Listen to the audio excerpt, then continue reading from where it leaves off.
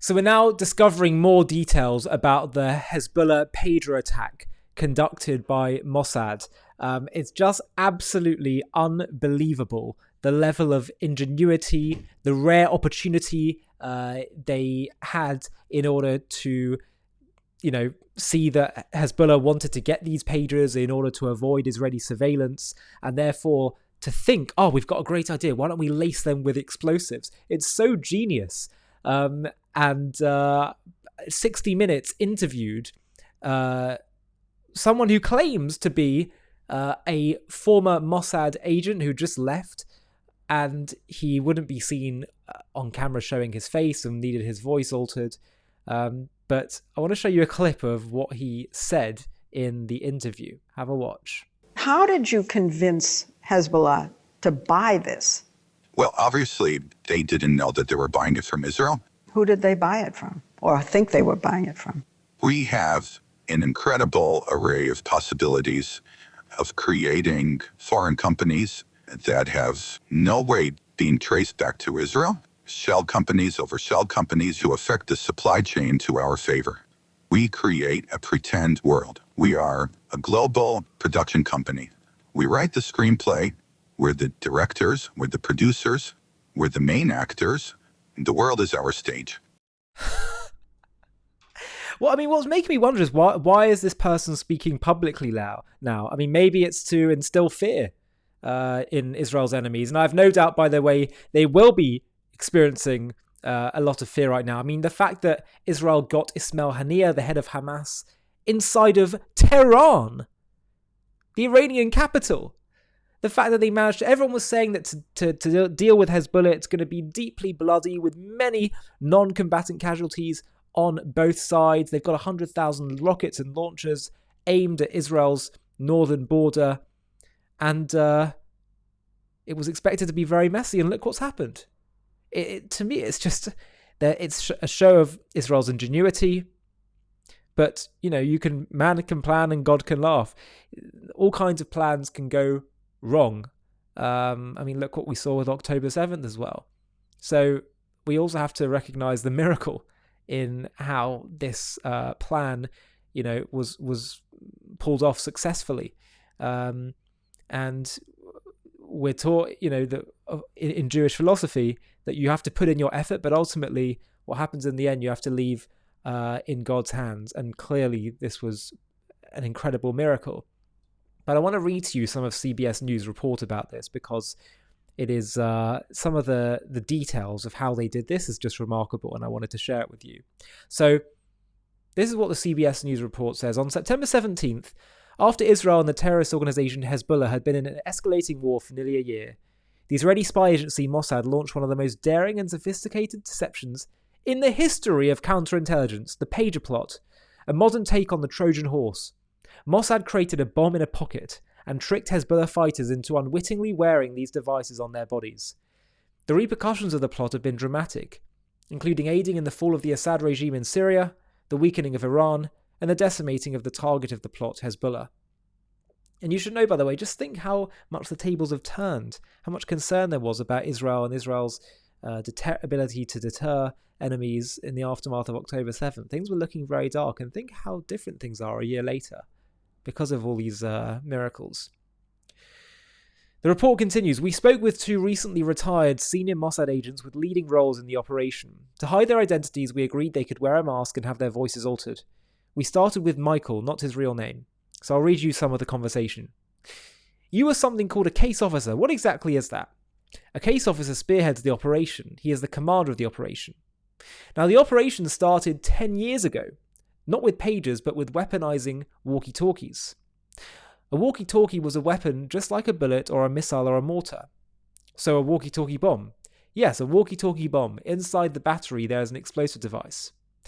And that was the invention, to put an explosive device that couldn't be detected into the battery? Correct. Made in Israel. At Mossad? Yes. As I understand it, these walkie-talkies went into a tactical vest that a soldier would put on, and then this would go in the pocket. Correct, he said. Near the heart? Yes. So Israel sold this device to Hezbollah. Hezbollah paid for this weapon that was to be used against them. And he said they got a good price. A good price that couldn't be too low or they'd be suspicious. In the end, Hezbollah bought over 16,000 of these exploding walkie-talkies that Israel then didn't activate for 10 years until 3 months ago. How did you convince Hezbollah to buy this? Well, obviously they didn't know that they were buying it from Israel. Who did they buy it from or think they're buying it from? Well, we have an incredible array of possibilities of creating foreign companies that have no way of being traced back to Israel. Shell companies over shell companies to affect the supply chain to our favour. We create a pretend world. We are a global production company. We write the screenplay, we're the directors, the producers, the main actors. The world is our stage. This is Mossad's old office. Its motto is from Proverbs 24:6, and it says in so many words, wage war through deception and trickery, kind of like the CIA's smoke and mirrors, which is what this operation was all about, starting with those walkie-talkies. But walkie-talkies are only worn in battle, so Mossad began developing a new device that Hezbollah fighters would have in their pockets at all times, a pager. A pager is almost obsolete around the world, but Hezbollah is still using it. This is Gabriel, not his real name or voice. In 2022, he and his team started developing the second phase of the operation, the booby trap pagers. He found out that Hezbollah was buying pagers from this company in Taiwan called Gold Apollo. Now, let's be clear, by the way. They discover Hezbollah's buying these pagers in order to avoid Israeli surveillance. So he came across a rare opportunity in order to intercept the transaction, lace them with bombs, etc., etc.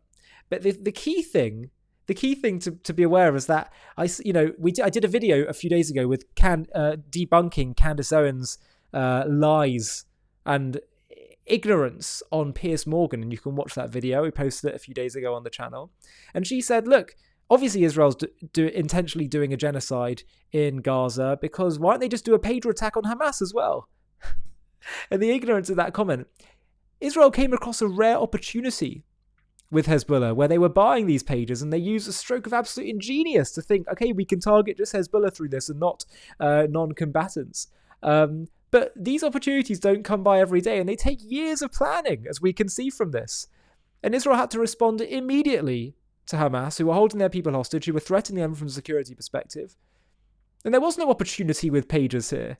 So the ignorance just to say, yeah, you can do a pager attack. I mean, it's just unbelievable. I really think, by the way, with Candace Owens, is that you have to understand the way she's operating is she starts with hating the Jewish people and then works backwards. That's the way it works. It's sort of destination journalism. So you make the facts fit your conclusion. But anyway, I'll continue. So Leslie Stoll, the anchor of 60 Minutes, says this is the pager that Hezbollah was using. So it's very sleek, it's very shiny, and it certainly can fit in a pocket. So what did you do to change this to make it into a bomb? So to make it into a bomb, we have to enlarge it a little bit in order to put explosives inside, but not too much. Using dummies, Mossad conducted tests with the pager in a padded glove to calibrate the grams of explosive needed to be just enough to hurt the fighter, but not the person next to him. You know, this reminds me of like James Bond, these James Bond scenes where they have all these gadgets. It's just unbelievable. So he said if we push the button, the only one that will get injured is the terrorist himself. Even if his wife or his daughter will be just next to him, he's the only one that's going to be harmed. It's just incredible. Did you test for that? She asks. Yes, we test everything triple, double, multiple times in order to make sure there's minimum damage. And Leslie said, could you use it as a tracking device? Did it have intelligence capability? Gabriel said, oh no, this is a very stupid device by nature. This is the reason they're using it. There's almost no way how to tap it. It's only receiving messages and several grams of explosive. Mossad also tested these ringtones to find a sound urgent enough to compel someone to take it out of their pocket. And they tested how long it takes a person to answer a pager. On average, 7 seconds. But how to convince Hezbollah to switch to this bulkier pager? Well, he said, I remember the day that I came to our director, put it on the table, and he was furious.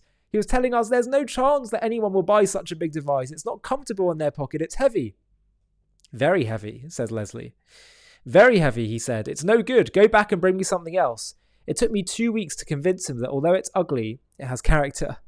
Character meaning added features which they touted in fake ads on YouTube. Robust, dust-proof, waterproof, long battery life.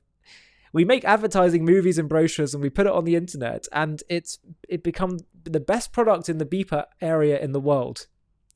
So Leslie asked, did people other than Hezbollah want to buy this based on what was being said about it online?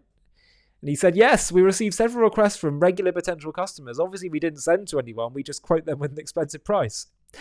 Mossad wanted to use the name Gold Apollo on its pager, so it set up shell companies, including one in this building in Hungary, to dupe the Taiwanese into partnering with them. Leslie Stoll said, so the company in Taiwan, Gold Apollo, did they know that they were working with people from Mossad? He said Gold Apollo had zero clue they were working with the Mossad, and neither did Hezbollah. When they're buying from us, they have zero clue that they're buying from the Mossad. We make like the Truman Show. Everything is controlled by us behind the scenes. In their experience, everything is normal. Everything was 100% kosher, including businessmen, marketing engineers, showroom, everything. To further the plot, Mossad hired the Gold Apollo saleswoman Hezbollah. It was used to working with before. They were used to work. Hezbollah was used to working with her before. She offered them the first batch of pages as an upgrade free of charge. By September 2024, Hezbollah had 5,000 pages in their pockets. The question for Israel was when to activate the sleeping bombs. There were hints Hezbollah might be getting suspicious of the devices. So Mossad head Dadi Barnea gave the go-ahead, triggering the attack and shocking people around the world as it seemed more like a spy movie than reality. On September the 17th at 3:30 p.m, pages started beeping all over Lebanon. By the way, I just remembered as well that Candace Owens, who said, if Israel could attack Hamas like the pages, then fine. But she actually said at the time, this sets all kinds of terrible precedents. Now maybe iPhones could be laced with things and we could get hurt. She was very critical of that as well at the time. So just suddenly I remembered that point and I wanted to add that in. But anyway, Leslie Stiles said, as I understand it, people with this pager got a message that said you have an encrypted message. In order to access it, you have to push the 2 buttons, meaning that it would explode in their hands. He said, yes, that was the whole point. So she said, so if someone did not push the 2 buttons, what happens? He said, it's the same effect. It's going to explode anyway. So Leslie said, the explosive was triggered in Israel? Yes. What ensued was mayhem. People with pagers blowing up on the street, on motorcycles, hospitals, filling up with wounded, limbs, fingers torn off, bloodied, blinded, holes in stomach. For the most part, the explosions worked as planned, they said. Watch the man on... The very next day, Mossad finally activated the walkie-talkies that had been dormant for 10 years, some going off at the funerals of those killed by the pagers. All in all, about 30 people died, including 2 children. Around 3,000 were injured. The aim, it wasn't killing Hezbollah terrorists. If he's just dead, so he's dead. But if he's wounded, you have to take him to the hospital, care for him, you need to invest money and efforts. And those people without hands and eyes are living proof, walking in Lebanon, of don't mess with us. They are walking proof of our superiority all around the Middle East. 2 days after the pager attack, Hezbollah leader Hassan Nasrallah, known for his fiery oratory, gave a subdued speech. If you look at his eyes, he was defeated. He already lost the war, and his soldiers look at him during that speech, and they saw a broken leader. And this was the tipping point of the war. I don't know if you know that Nasrallah, when we operated the beeper operation, just next to him in the bunker, several people had a beeper receiving message, and in his own eyes he saw them collapsing. Leslie said, how do you know that? He said, it's a strong rumour. In the ensuing days, the Israeli Air Force hit targets all across Lebanon, killing over 1,000, many of them civilians. On September the 27th, it dropped massive bombs on Nasrallah's bunker, assassinating him. 2 months later, after more Israeli strikes over Lebanon and more civilian deaths, the war between Israel and Hezbollah ended with a ceasefire. Did you completely destroy and crush Hezbollah? He said, I think it's a big question. I think the honest answer will be no. But I think after this tipping point of the beeper operation and the walkie-talkie and an IDF attack, it put Hezbollah in a very, very difficult situation. No chain of command, no spirit in their soldiers, begging for a ceasefire. So Leslie said, so you restore your sense of superiority, but what about your moral reputation? Oh, please, honestly. All they complain about is they say, yeah, target Hamas and Hezbollah, but don't target anyone else. This is the most ingenious, brilliant way that no one would ever have expected, where they target them and they say, what about your moral reputation? I resent the question, honestly. Anyway, he said, there is a prioritization. First, you have to defend your people, not being killed by the thousands, and then the reputation. The pages have a profound rippling effect. 2, severely weakening Iran by leaving its proxy empire in ruins with Hezbollah shattered in Lebanon. Assad toppled in Syria. We asked Agent Michael about the effect on Gaza. Before I continue with this, I just feel like no one should ever have to explain themselves if they're fighting an enemy that's trying to kill them. And they say, what about your reputation? Their moral reputation should be damaged if they don't fight enemies who are trying to kill them. That's what I think. And that's what I think is, it's not just my view, that's objective morality, godly morality. Anyway, she said, how does this affect the situation with Hamas? And he said, the wind was taken out of Hezbollah's fight after the pager operation. I'm hoping that it will have an effect also on the Hamas and hostage situation, because they're looking at their sides and they're seeing no one next to them. They're completely isolated now. Leslie said, in terms of this kind of warfare that was conducted with the walkie-talkies and the pagers, would you call it a psychological war? He said, the day after the pagers exploded, people were afraid to turn on the air conditioners in Lebanon because they were afraid they would explode. So there is real fear. Was that an intention? We want them to feel vulnerable, which they are. We can't use the pagers again because we already did that. We've already moved on to the next thing, and they'll have to keep on trying to guess what the next thing is. Just absolutely unbelievable. Look, at the same time, I just feel it's important to say we also mustn't get complacent. It was complacency that led to what happened on October 7th. But Israel should never have to apologize for going after their enemies. And the ingenuity here is absolutely remarkable and incredible. But at the same time as well, we have to recognize that just as much as you can plan things, we all plan things in life and do our best, but things can go wrong. We have to also acknowledge the blessing of God and the miracles that we're seeing in this process. So we mustn't be complacent. We must continue to to have that kind of gratitude, but we also have to just take our hats off right now. This kind of stuff that we're seeing with what Mossad has achieved is as great as any operation I can think of in Israel's short history, and frankly, in the global history of counter-terror operations. This is the stuff that even Hollywood scriptwriters couldn't come up with. It truly is remarkable. If you appreciate what we're doing at JTV to share the truth about Israel and create positive associations with the Jewish people and Judaism, I want to tell you something. We are reaching millions every single week across the world, non-Jews and Jews alike. And we have a plan to grow the channel, to accelerate our growth with more presenters and documentaries. And we've launched a campaign in order to make this possible. Have a watch. The world is full of lies. That Israeli Prime Minister Benjamin Netanyahu bear criminal responsibility. The truth is under attack. Which river, which sea? So you don't know the From the media to the UN to celebrities, lies reign supreme. But the thing about the truth is that no matter how dark a room of lies, if you light one candle of truth, it can light up the whole room. That's why I created JTV, the global Jewish YouTube channel. We have been lighting the flame of truth on social media.